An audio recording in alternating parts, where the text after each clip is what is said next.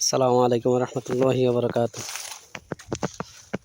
সকলে কেমন আছেন? আশা করি সকলে ভালো আছেন। আমরা স্তূপ আকারে লাউ চাষের জন্য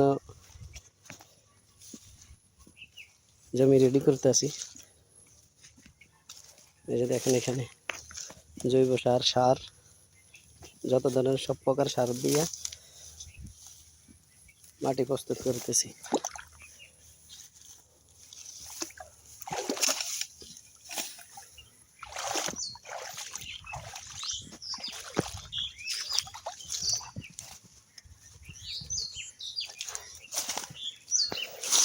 এই যে আমাদের এই স্তূপটা একদম রেডি।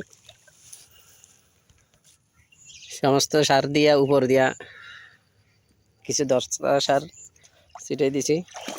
দস্তা সার আপনার টিএসপি ড্যাবের সাথে মিক্স করা যায় না, যার কারণে আমরা এরিয়া উপর দিয়ে দিছি। আর স্তূপে কীভাবে মালচিং ব্যবহার করবেন, এই যে দেখেন, মালচিংয়ে আপনার অনেক উপকার। এই যে দেখেন আমরা কীভাবে মালচিংগুলা স্তূপে কীভাবে মালচিং ব্যবহার করছি। দেখেন, মোটামুটি এটা 1 মিটারের একটা মালচিং, প্রত্যেক স্তূপে 1 মিটার করে আমাদের লাগছে। পরবর্তীতে আমরা শুধু এখানে একটা ছিদ্র করে গাছ লাগাই দিব। যে কাজ চলতেছে,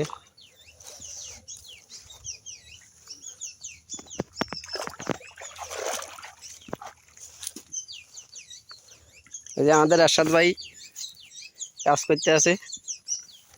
আরশাদ ভাই, কি অবস্থা? আলহামদুলিল্লাহ। কাজ করে কেমন লাগতেছে? আমাদের এই আলহামদুলিল্লাহ ভালো। আমাদের পদ্ধতিটা কি আপনার কাছে কিরকম মনে হইলো, এই যে মালচিং দিয়ে যে করতেছি? ভালো।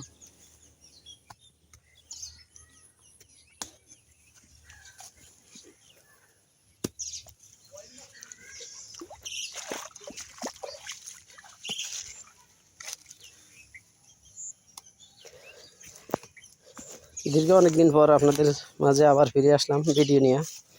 ব্যস্ততার কারণে ভিডিও আপলোড দেওয়া হয় না। ভিডিও এডিটিং করা বা ভিডিও করা খুব কষ্ট মনে হয়। কাজ করার থেকে ভিডিও করা সবচেয়ে বেশি কষ্ট আমার কাছে মনে হয়, যার কারণে ভিডিও করা হয় না। তারপরে এখন থেকে আবার চেষ্টা করব নিয়মিত ভিডিও দেওয়ার। এখানে আমাদের লাউ লাগানোর জন্য প্রস্তুতি চলছে।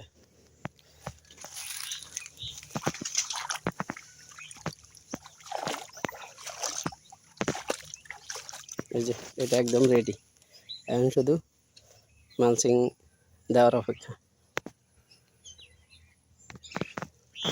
ঠিক আছে, সকলে ভালো থাকবেন, সকলে আমার জন্য দোয়া করবেন এবং চেষ্টা করতেছি কৃষিকাজটা কীভাবে সহজে করা যায় বা কীভাবে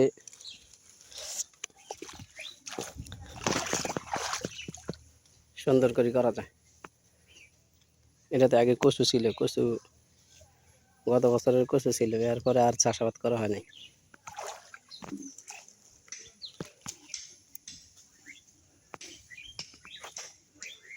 ওকে, আল্লাহ হাফেজ, সবাই ভালো থাকবেন। আসসালামু আলাইকুম রহমতুল্লাহ।